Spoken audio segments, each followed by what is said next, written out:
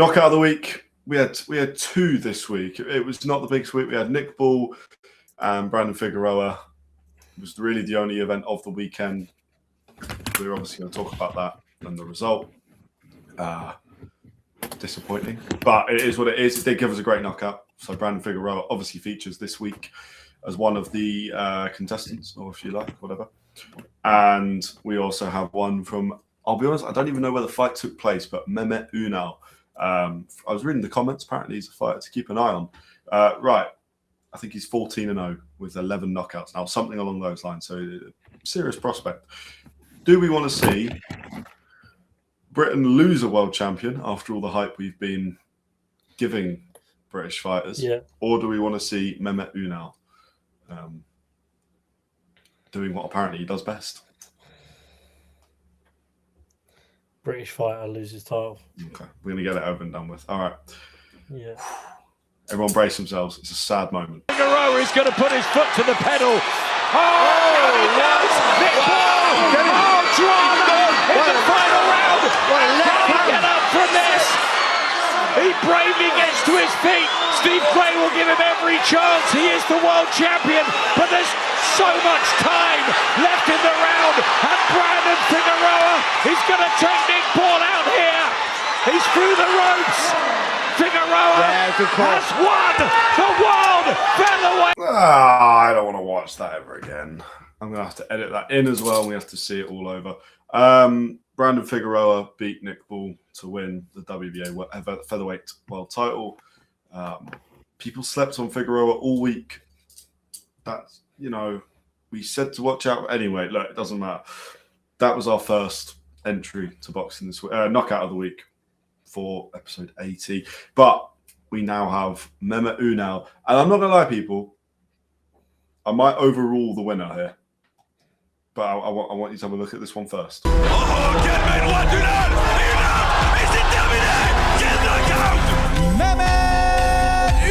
Right, I appreciate the clip was short, but a looping overhand right, and there was other footage, but the quality was crap, so we're not using that. So you saw it for a split second. Hopefully, by the time I've edited this, maybe I'll be able to put a longer one than the one that myself and Paul have just seen. But the winner this week was Brandon Figueroa. However, I'm overruling it. I don't care. Figueroa's knockdown on Nick Bull was incredible, and the fact he did it in round 12 and the world title, I don't care. Mehmet Ünal, that we are looking for the best knockouts. We are not looking for the best moments. I am not salty that Nick Bull lost. Nothing to do with that. Yeah. So well done, Mehmet Ünal, who has won. Give him a follow, by the way, because he's a good prospect. He's talented. I don't believe he's got too much by way of social media presence. I think his Instagram is just Mehmet Ünal. I don't know the guy, by the way, so I'm not like promoting someone that I know. But it's why not? He seems like a decent fighter. Are you happy with the overruling? Are we on the same page here? Or no, man, we're gonna have to agree to disagree. Okay. Well, it's like Sepp Blatter at FIFA, isn't it? Yeah, you gotta do. I don't want to be compared to FIFA. I'm not giving no peace award to the Mauricio Suleiman. Mauricio Suleiman. Oh, that's potentially worse. Okay, let's go to the weekly roundup. We got a lot of stuff to talk about, and the main thing I'm excited to talk about.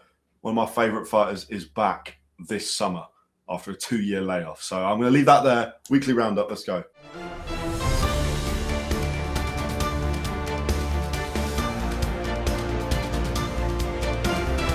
Okay, weekly roundup. Oh, look at that. That's brilliant. We're going to start with the annoying and disappointing news of the week, which I know Paolo is, I don't know if excited is the right word, but is ready to talk about. Super Bowl happened on Sunday night, I guess. Must have been Super Bowl Sunday. Yeah. Patriots, Seahawks. I'm not a big NFL guy, but Seahawks won. Apparently a bit of an upset. Fair play. Cool. All talk, all eyes were on the halftime show where Bad Bunny, Puerto Rican Bad Bunny, but American citizen, which is important to note, performed. Now, I didn't watch the halftime show because I don't care about American football, but I did see all of the stuff around it. And we wouldn't mention it if it was just that. But Jake Paul made a statement, didn't he, Paolo? He made a statement. Yeah. Do you know what? I actually have the statement here, so I will read it out for the viewers just in case you missed it. Because what he done was he put it on his story or Twitter. No, it was on Twitter. I don't know if he's deleted this since, but purposely turning off the halftime show. Let's rally together and show big corporations they can't just do whatever they want without consequences, which equals the viewerships for them. This meaning Bad Bunny performing at the halftime show. Obviously, he's spoken out against Trump for his policies, and currently, if you guys aren't up to date, this isn't a political show, but it does link the unit he has set out called ICE, which is removing people off the street and deporting them left, right, and center. Some as young as 6 years old. Can I just add as well? Because they're arrested on the street by ICE. So I'm just going to add that in. You are their benefit. Realize you have power. Turn off this halftime show. A fake American citizen performing who publicly hates America. I cannot support that. I got a couple things wrong with that. Puerto Rico is part of America, thus making Bad Bunny an American citizen. America chose that. They chose to make Puerto Rico part of America. Thus, every citizen in Puerto Rico is American. End of. Second of all, can we just go back about 10,000 years or 500, whatever? Americans need to remember that they live on borrowed land. They stole the land to live on it. It's very ironic. Americans live on stolen land. Let's just get that one out there first of all, yeah? Because I think it is an important thing to mention before I go into Jake Paul. I'm rolling with this, Connor, and I'm going somewhere with it, and I'm landing. I agree with everything you're saying. I'm okay with this. So Puerto Rico is part of America. America is stolen land, which is ironic considering what is going on there at the moment and who they're condemning to say they should not be in America when Americans stole the land to live there off the natives. So just say that. My third point. Some of you didn't know this, but this is quite a mad fact about America.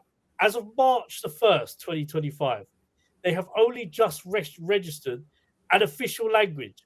Before that, they did not have an official language. The Americans took English off of us and adopted it to American English. Americans do not have a language until the 1st of March 2025. This is all very ironic, and I'm going to get to Jake Paul. Yeah, Jake Paul has called Bad Bunny a fake American when, in turn, Jake Paul is if you really want to, if Bad Bunny's a fake American, Jake Paul, you are a fake American. If we're going to do that, can I just say that for a second? So let's relax. However, times have moved on. Americans live where they are, and they're proud to be American. I've got no problem with that. But you can't pick and choose who's American. It's the whole thing of cleansing a society. We saw this happen before on a worse scale in history, where a society they tried to be cleansed, and we saw what happened there. It's happening in America, not as radical or violently, but still violent. And Jake Paul's come out in support of that. What the reason I obviously have many problems with this. I am myself a product of mixed parents, both of color and heritage. So my dad, in terms of, is a different continent, but my dad was an immigrant. My stepdad is an immigrant who come over to the UK to work. There we go. I can't side with people's logics like Jake Paul.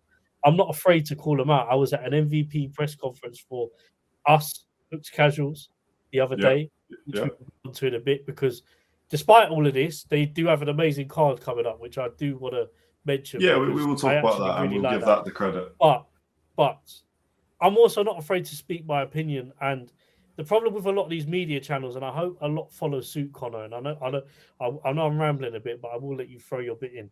No. And I hope media channels follow suit.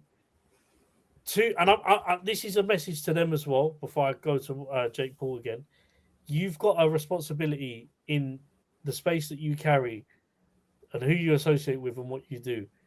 Me saying this, if I never go to an MVP show again, I don't care. Yeah. Because I believe I stick to my core values. I'm not, and if you don't move like that, you're a worm. Sorry, but I'm gonna say what it is.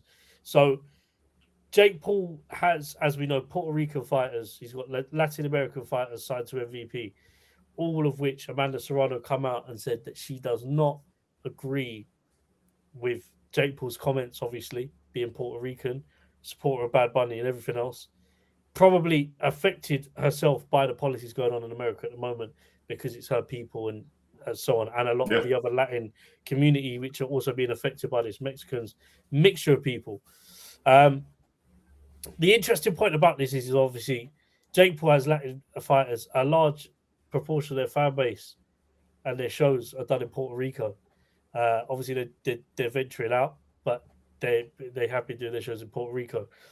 Yeah, this is a bad thing for MVP. MVP is obviously run by Nikisa and Jake Paul.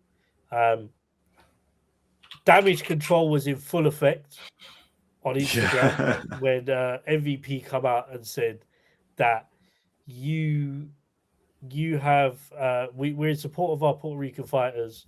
I'll actually read the statement out because I've got it here. MVP stands for one thing and one thing only: our fighters. Whether you're from Puerto Rico or anywhere else in the world, we proudly stand behind you and will always work to elevate you and the pride you bring to the ring. And I believe that. I genuinely do, because I don't think MVP is a sole representation of Jake Paul. Nikisa himself coming from I believe Nikisa, if I'm not mistaken, is Iranian. Could be, he's Iranian. So, and they've got a vast majority of countries on their shows. But this is bad for MVP, Connor. I don't know what your thoughts are on it. Jake Paul looks stupid. He's wrong. And to be honest with you, if you've got them views, you should not be promoting fighters. And I will say one thing. This kind of behavior is very similar to what we have going on in England with parties, whether you want to agree or disagree, with parties like Reform and all these people. Yeah. Is it Reform? Yeah, Reform. Nigel Farage. All these people who have this view, certain views which I just don't agree with. So I can't agree with any of this. And I think, Jake Paul, you are a dickhead. Yeah. That's what I've got to say. Connor, what do you think?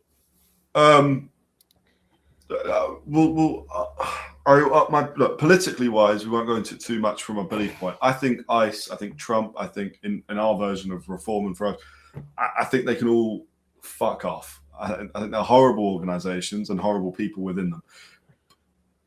From a boxing point of view, because I feel like I could sit here and talk politically for a while. I won't. If those are Jake Paul's views, I hate to say it, but fine, although I completely disagree. And I think I can't really believe that you have got a boxing promotion when boxing is a sport where, like it or not, you are equal. Because when two people get in the ring, there's very little leeway, especially on the major promotions, for any discrepancies between equality. It's just two people fighting. So I'm surprised. A bloke that runs a promotion that has, I've had a very quick look, I believe 4 Puerto Rican fighters, but that doesn't include the amount of Latin American fighters that he also has, to then make a statement like that. And not just 4 Puerto Rican fighters, but one of them being Amanda Serrano, who carries a huge presence in boxing, especially female boxing, which is where MVP, that's their angle. It's in the women's side of the boxing. You go on their website and they do it well. They do it very well, and we will talk about that, because it's not MVP that we have a problem with. It is just Jake Paul, really, because MVP themselves have just put on a great show. Like you said, we attended you attended representing us the press conference for it, and we will talk about that, and we will talk about boxing. But Jake Paul, he since went back on the statement saying he got hacked or something. But even that, it felt like a lame excuse. Almost felt like he was just joking. Yeah, but damage control. It was so unserious. I mean, I think he's benefited that his partner won gold in the Winter Olympics, because the amount of posts about him crying coming out have done well. But like, I'm just amazed. I'm amazed. Like, it's a damaging thing to say. I thought, and I clearly gave him too much credit, but I actually thought he was a smarter human being than that. Mm-hmm. Clearly he's not. Disappointing, really.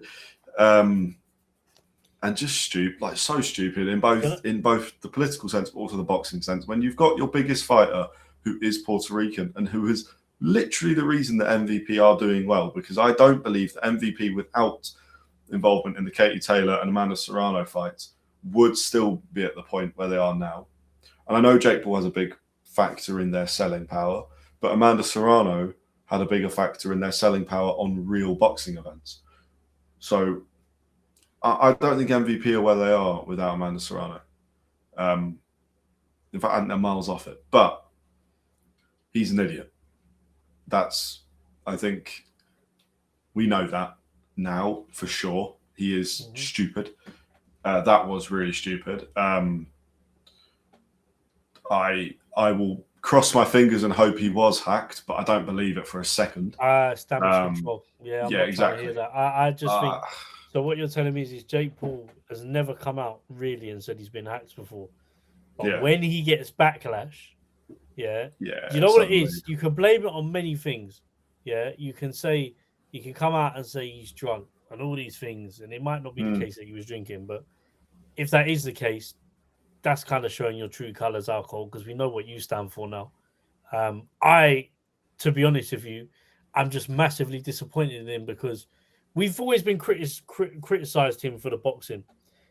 Boxing himself, he's not at a great level, but he's managed to pull off some mad fights. You have to give him credit for that. Yeah. However, I will give him his credit as a co-promoter with Nikita in what these guys are doing for women's boxing.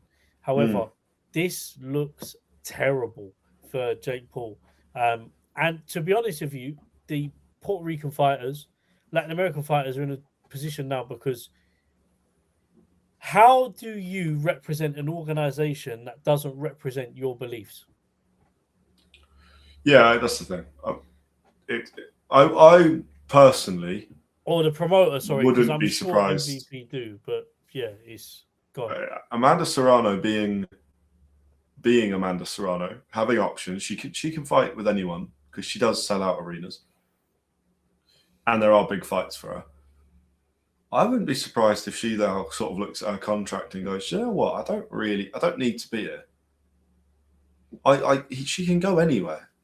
There's no promoter that would turn her down. Obviously, if she asked for ridiculous money, then I don't think she would get that deal. But we've seen reports of how much she earned against Katie Taylor, and it's a ridiculous amount of money, but it's a fair amount of money, because it's her and Katie Taylor.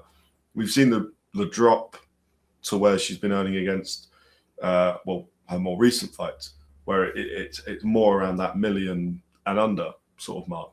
So for me, I look at that and I go, I don't see why Eddie Hearn, Top Rank maybe, Queensbury been building a good stable of fighters. Queensbury have they've got some great talent. Matchroom have some incredibly good, talented fighters. Boxer as well. PBC. There's loads of promotions, and the MVP have got to be careful, because boxing's a hard sport. It's a limited career. Just because someone's come up so far with you doesn't mean they're going to stay with you, and doesn't mean they should. That's not boxing.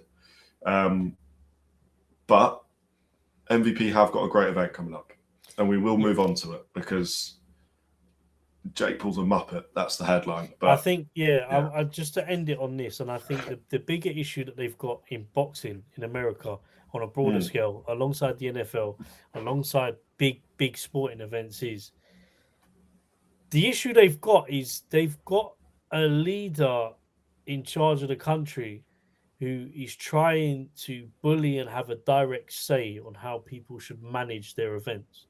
Yeah. That is a dangerous thing. That is a dangerous thing can happen.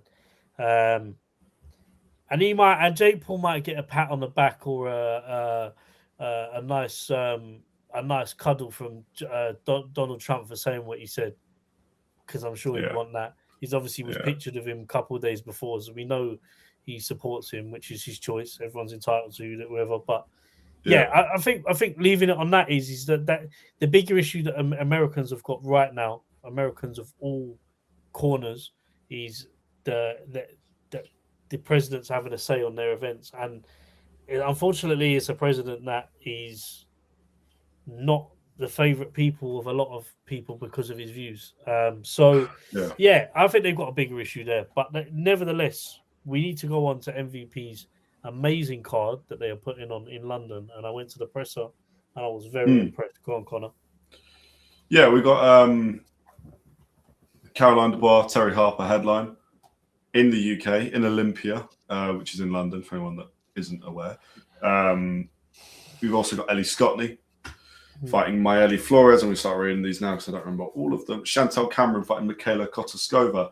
Irma Garcia fighting Emma Dolan.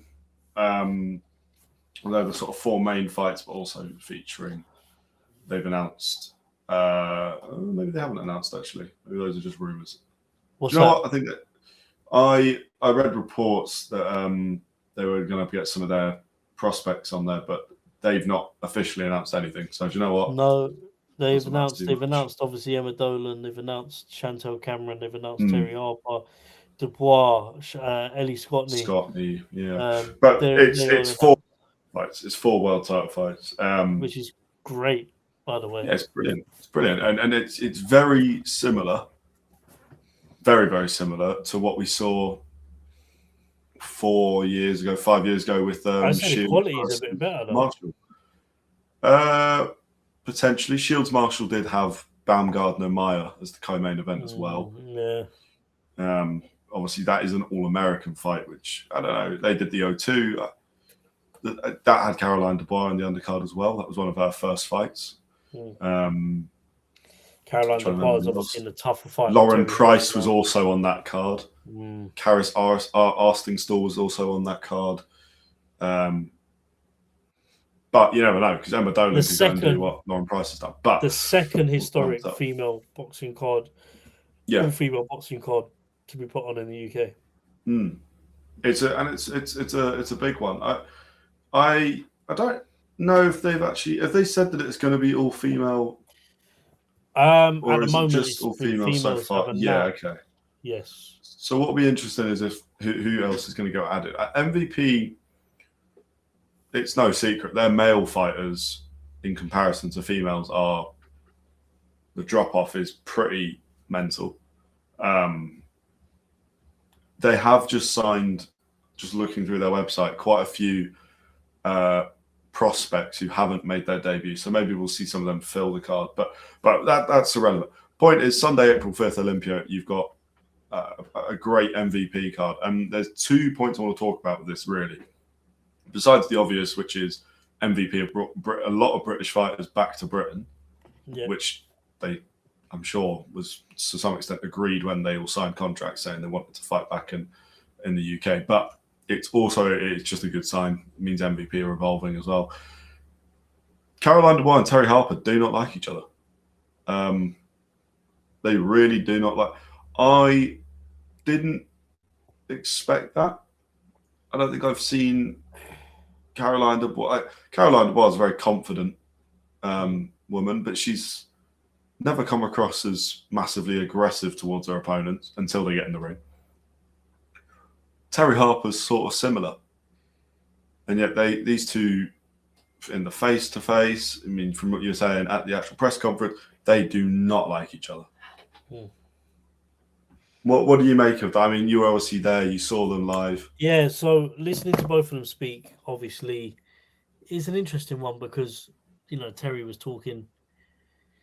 Caroline Dubois was rolling her eyes the whole time. Every time Terry Harper said something, literally rolling her eyes. Caroline Dubois dismisses Terry Harper, doesn't think she's on the same level. He's looking over her more than to her, which could be it could go both ways. Obviously, if you are that cocky and confident and you do win, looks great. When you lose, it looks very bad. We will see on the night. But she's confident, Caroline Dubois, she's going to win. Terry Harper is obviously confident, being a champion as well. There's 2 belts on the line. But Caroline Dubois believes that, she's already looking past Terry Harper. Her plans are to win this title and then do a fight which, unless she moves up, don't really make any sense. But she's overlooking Harper to Alicia Baumgardner. But Alicia Baumgardner fights at 130 and Caroline Dubois 135.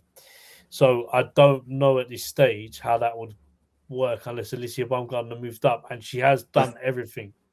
I think Baumgardner is saying she would move up. Yeah, from the sounds of it. So if she gets the 2 titles, it's an incentive for Baumgardner to come up and fight her. That's a huge fight. But going back to Terry Harper and Dubois, she's looking past Terry Harper a lot. That's kind of the energy that I got from them at the press conference. And yeah, like it will be, I think it'd be a good fight. I think Terry Harper's got to work a bit hard in his training camp, but Dubois has only just started training. Terry Harper's been in training for about a week or so.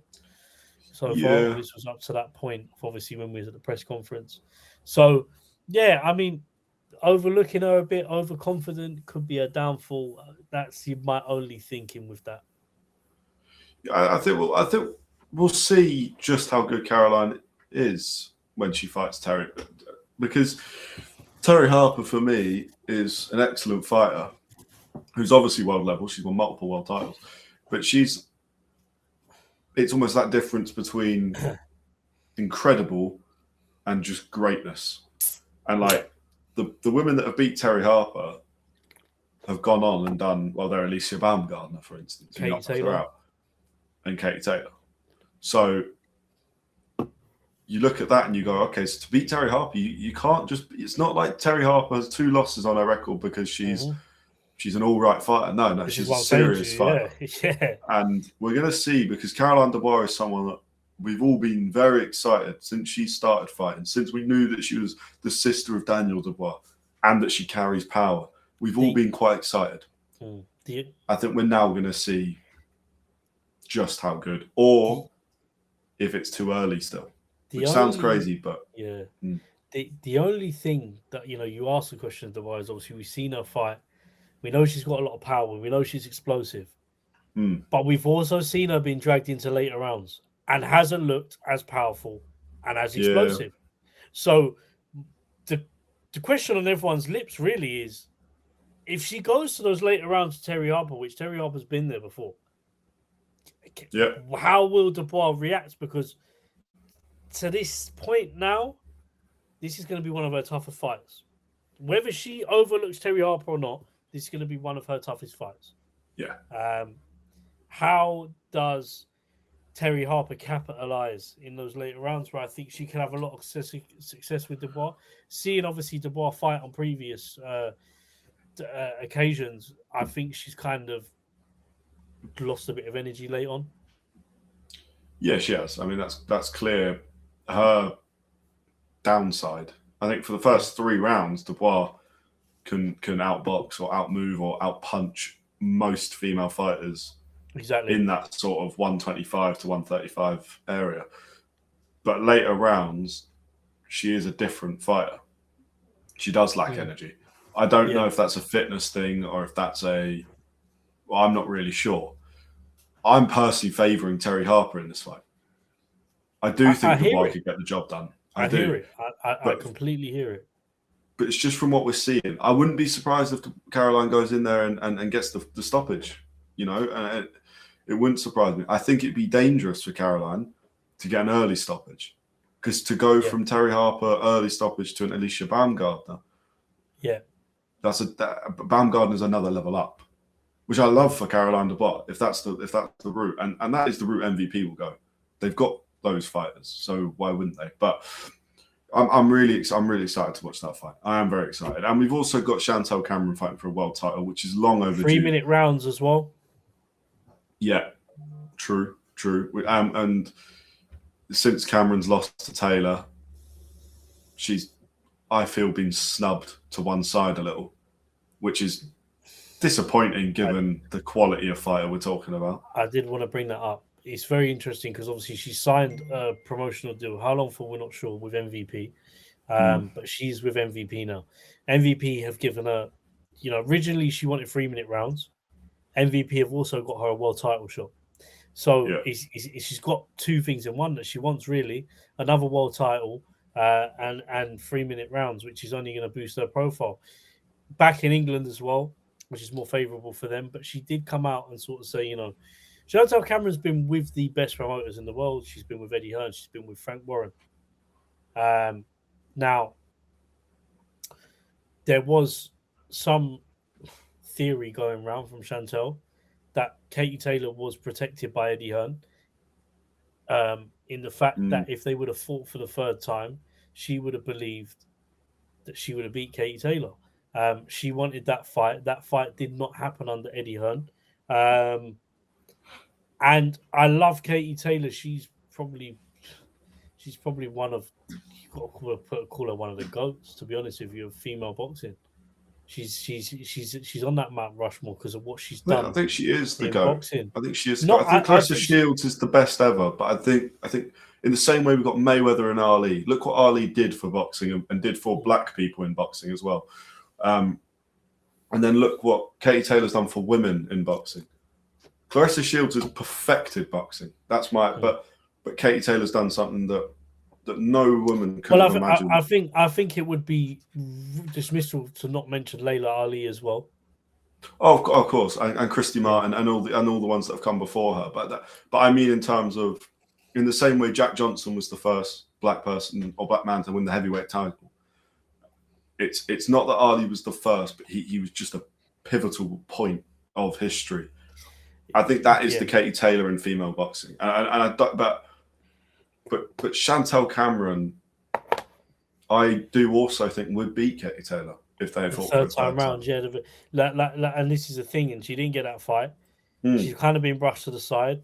She obviously did speak in the press conference that when I was there about her struggles with just things she went through. It was a dark time. She's obviously partnered back up with Jamie Moore. Yeah.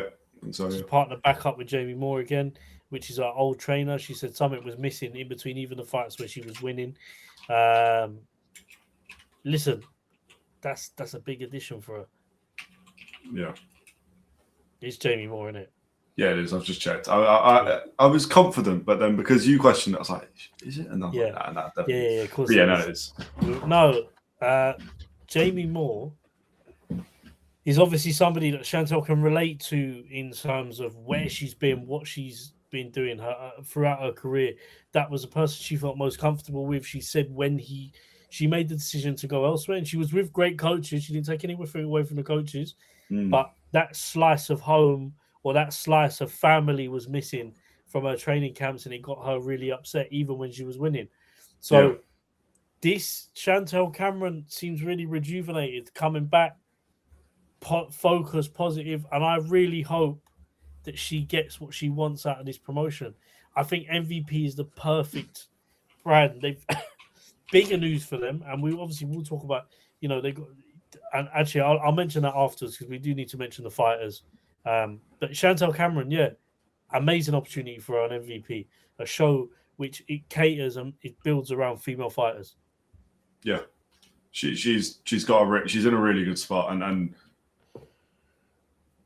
I don't know too much about Kotoskova, but generally, if neither of us know too much about a fighter, it could be wrong, but it normally means it's because they're not the same quality. So early door prediction, I would expect Chantel Cameron to win that fight as well and pick up a world title, which will also help her because she's fought for interim titles the last 3 fights and then never got that shot. And I can't even imagine how frustrating that'll be. We've also got Ellie Scotney. Ellie Scotney's probably, with Lauren Price, as just the best British talent we've got at the moment. Ellie Scotney. Serious fighter. What a fighter, by the way. But also, Do you know why I respect her so much? Yeah, again, sitting at the press conference, she like. Do you know what I love about boxing? And Ellie Scotney is a pivotal representation of this, which is why I can respect her so much. Boxing is the only sport in the world where you can see a fighter fight in front of 90,000 people. The next day, you will see them in the supermarket shopping on their own. It's the only sport in the world. Yeah. 90,000 cheering for them the night before. The next day, they're on their own. Yeah. Ellie Scotney, you will see her at Olympia, Kensington, April the 5th, with all of the fans that she's going to bring. If you live in Catford or Lewisham, you will see Ellie Scotney walking down the road the next day, I guarantee it. Past the fish market in Catford. You're going to see her. This is my point. It's the only, like, Ellie Scotney is that kind of person. She is the people's champion. Like, she is like a lot of boxers, but Ellie, got to give her credit. She's a people's champion. She's a South London fighter. She's proud of her roots. She's happy to be fighting in the UK again. She said that at the press conference. And I could believe it. You know, when you hear someone talking, you believe what they're saying. Some people, you just say stuff for the sake of speaking. She really believes it. Speak from conviction. Yeah, 100%. And I do think that, you know, she's going to get everything she wants, man. And she just got the right attitude on. She's obviously been through a lot herself. She lost, obviously, we lost a boxer earlier on in the year, a friend as well, who passed, which was very sad. You know, she's gone through a lot, but she talks about her belief in God, and that guides her to do well. And it's mad because she actually said on the day of the fight on Sunday, in the morning, she has mass to go to before she can go to the arena to get ready to fight. Which I always say is very interesting, because faith is something that when you get to like an elite level of boxing that she's at and many others are at, you know, how sometimes it can be difficult to maybe fit those things that you do for your faith around your career, right? And your training. But she just, she puts God first, and that's what she does. But like I like Ellie. I like the press conference she gave. Confident. She's ready to go and make history. And I hope she gets a victory. And undisputed. I think she will. I think she's a special fighter. There's not many of them. There was quite a few, but there's not too many special fighters. But I think Ellie Scotney is one of them. And then we've got Emma Dolan, who's fighting for a world title. It's Irma She offered Garcia. everyone out. Emma Dolan's I think someone we will be hearing a lot more about in future. 100%. Well, she offered everyone out in the press conference room. She actually offered everyone out. She said, "I'll fight everyone." I like her. She's confident. She's never been given the chance before, Connor. No, exactly. She's got the platform now. She's on a card, and not just a card, but she's on the poster. She's on everything with Dubois, Harper, Scotney, Cameron. They're household names. So now we've got Emma Dolan. Is that the next household name? And it could well be. I think she'll win the title. Fighting for a world title. So. It's crazy. Yeah.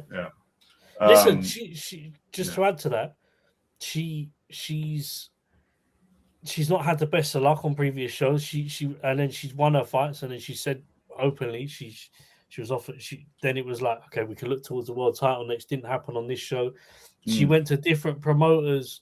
This fight specifically, which she was in line to fight for, she went to different promoters with the basically purse to hold it. They said no. MVP come along and said yes. So MVP are promoting this fight. She could get a long-term deal out of MVP. We'll see. But nevertheless, I liked her. She was confident in the press conference. Beat Shannon Ryan as well, which is a big win. So, right. That's a big event. That's fully announced. And we spoke about MVP, and I'm in some ways very happy with them. In other ways, not so, but whatever. We'll talk about that another time. We won't talk about this too much, but we've had a good card announced from Matchroom. No, we're not going to do that. MVP, sorry. Broadcasting. with Sky. Nearly missed that out. That's important to mention. We did mention this last week, so we won't talk about it too much, but it's still, I just wanted to bring it up because you went and you saw the production. Is it any different with this? Or is it Boxer we're doing differently, or is Sky just is the same thing? Can I be honest with you? The way Sky do their production with boxing shows, and I've been to boxer shows and I've been to, it's the same. It's the same. It's the same. Which makes me, Johnny Nelson's there, Natasha Jonas was there presenting, the same Sky presenter. They had the mic in the audience for people to ask questions. I'm so annoyed I didn't get a chance, but yeah, like it was proper. It was proper. It's Sky. It's a Sky event. That you walk in the room and you just say, "Yeah, this is Sky." They're back. They're back, and it's only for one show at the moment. This is maybe a bit of a kick in the teeth for Ben as well. That's what I was. Yeah. If you go off the basis of what his understanding of it was, his Sky Sports was stopping boxing. As far as I was aware, that was what I was told from my sources, who are kind of in those circles. But this is kind of throwing it in the water because it's a one-fight deal, but MVP need a broadcaster in the UK. This could be it. No one's got Sky. It could be easy to go to the Zone. I mean, they're already doing some of their shows or they've done them on Netflix and stuff like that, but they need a UK broadcaster like Sky. Sky is probably one of the biggest to do it on, just for the boxing and the sports. Yeah. So maybe it was just boxer not working for Sky as opposed to boxing not working for Sky. Yeah. You see what I've done there? I like that. It's nice. But I don't want to talk about it. We spoke about it last week, but it was an interesting point to see if they have changed anything. Clearly, no. So I think interesting to. I don't think we'll ever know, but it would be interesting to find out what happened between Boxer and Sky Sports. Matchroom have announced George Ledard versus Tyler Denny. Pretty big card, actually. We've also got Visioli versus Giles. Giorgio Visioli been in all sorts of headlines. He's sparring in Vegas, had back and forth with Colonel Moten and his team and all sorts. And then Visioli announces Giles he's defending his English lightweight title. I think really he's ticking over, not in a disrespectful way to Giles, but Visioli, it's just about keeping active, and he's clearly doing that. Jimmy Sainz versus Ozasi. Ozasi's an interesting guy. He used to be a pastor. Recently stepped down from that role after like 13 years. Did have a good fight with George Ledard, who's headlining as well. So good to see he's getting an opportunity because I had a little look through the card. Obviously, did a bit of research and he seems like a pretty nice guy. So good for him. Taylor Bevan returns. Connor Mitchell returns. Obviously, he's the one that Connor Ben's highly rating, and his debut was pretty impressive. Lele Busiek and Adam Maka. So it's a next-gen card, if we're being honest. They don't do them anymore. They don't label it like that, but that is what it is. Also announced Leo Atang fighting on the Wood Warrington undercard. We did know that, but he's now got an opponent in Dan Garber, who's 11-6. He's been knocked out 4 times before, so I'm not really, I wouldn't put any money on Garber to win. I'd probably put the house on Atang to win by knockout, but they're copying the Moses Atama formula. Yeah, they're getting Atang out there as much as possible, and it's working. It's working. People are buying into it, and as they should. He's an incredible fighter. This weekend. Do you know Zuffer Boxing 3 this weekend? It's improving. The main event, F.A. Ajagba, Charles Martin.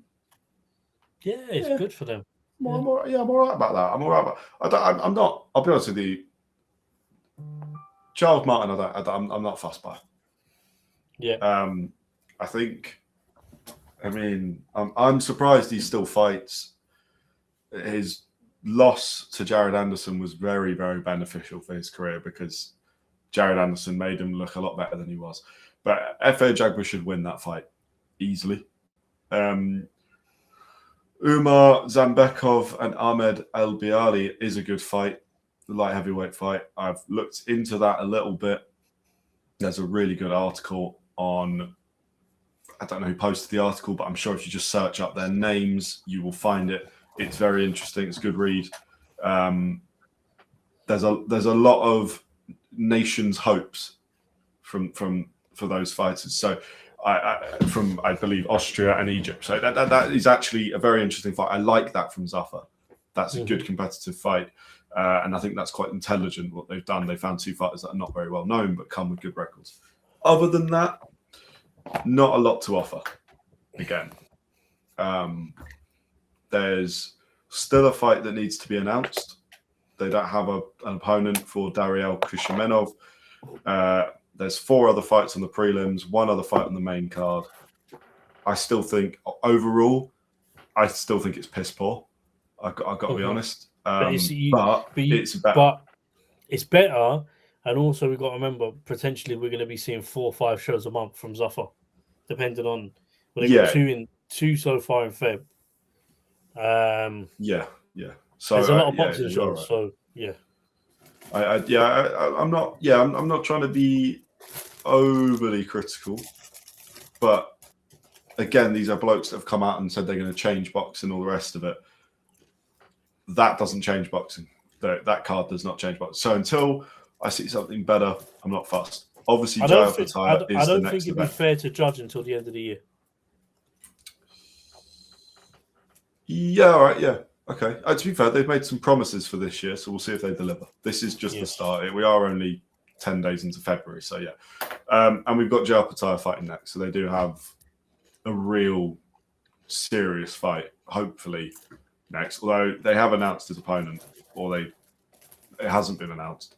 Yeah. There has been leaks of their opponent for Joe Pataya, and it's very similar to what he's been fighting already. It's a 16-2 kind of fight, a 16-0, but it's just not. It's not a step up. It is what it is. It is what it is.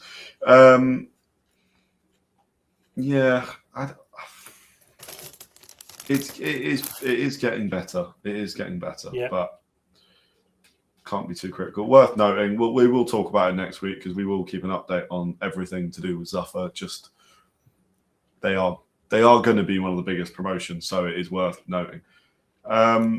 The news that I was most excited about for this week, there's 2 bits of news. Boots versus Ortiz is nearly finalised for April in Vegas. Huge fight. Which is massive. And if you'd asked me at the start of the year, what are the fights you want to see this year, I would have gone Fury AJ, Boots Ortiz, and Bam Inoue, because I don't think you can get better than that.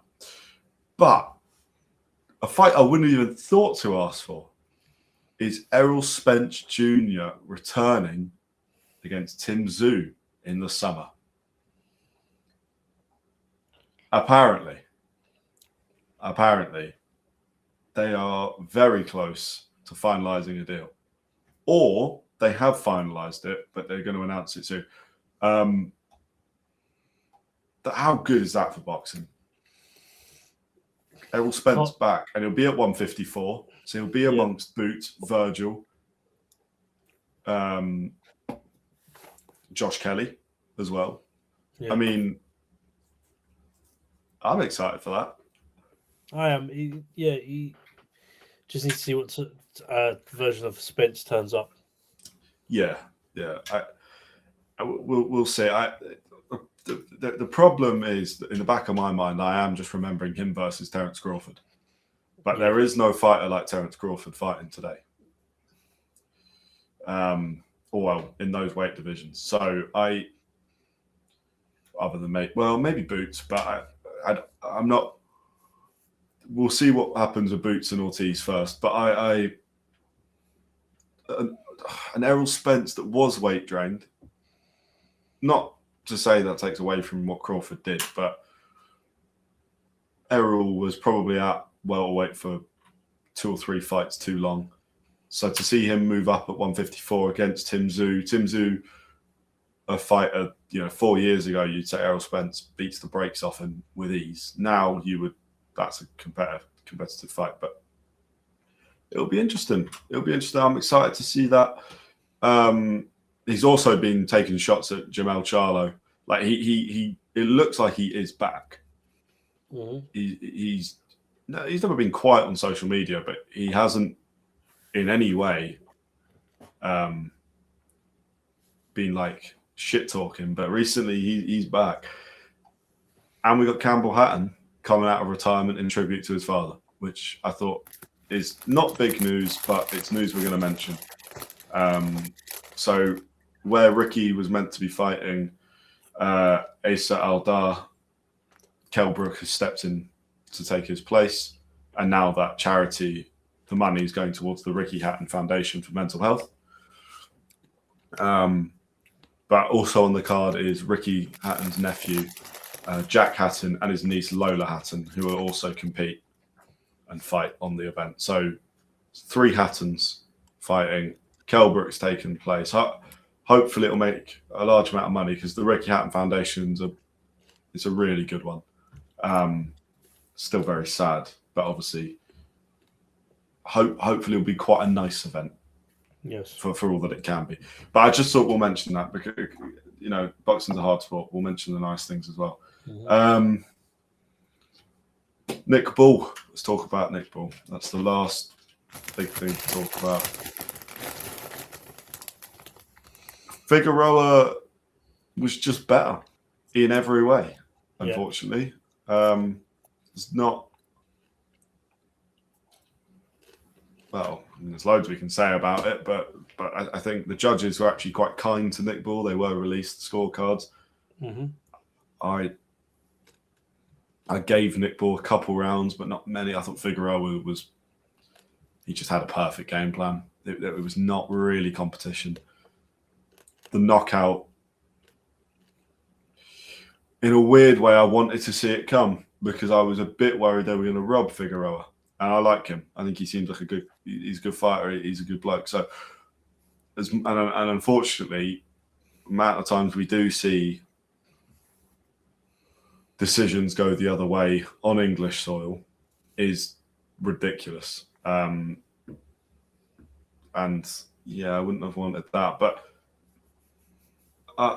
for Figueroa, look, Figueroa's going to go and fight Carrington. He can fight Espinoza if you want. He can go and do whatever he wants. Yep. Nick Bull, what went wrong? Do you think he overlooked Brandon Figueroa? Do you think? I feel like the whole event overlooked Brandon Figueroa. To me, it felt like Carrington's next. So it's easy to do that when you're on a away show for obviously Figueroa, home show for Nick Bull. Yeah, it's definitely overlooked, but not by Nick Bull, I don't think. I think maybe his fans, yes. Like you said, you won a couple of rounds, but you just weren't good enough on the night. That's kind of, with regards to that, it was an amazing knockdown. I think the ref was right to stop it. Probably doesn't get love like that, or didn't, because they just don't know who he is. That's it. I think everyone was expecting Nick Bull to win. Oh, yeah. Figueroa is a good fighter. We spoke about him before on the pod. So, yeah. He's excellent. He's also... The thing that was surprising for me, Figueroa is somebody with more knockouts than Nick Bull.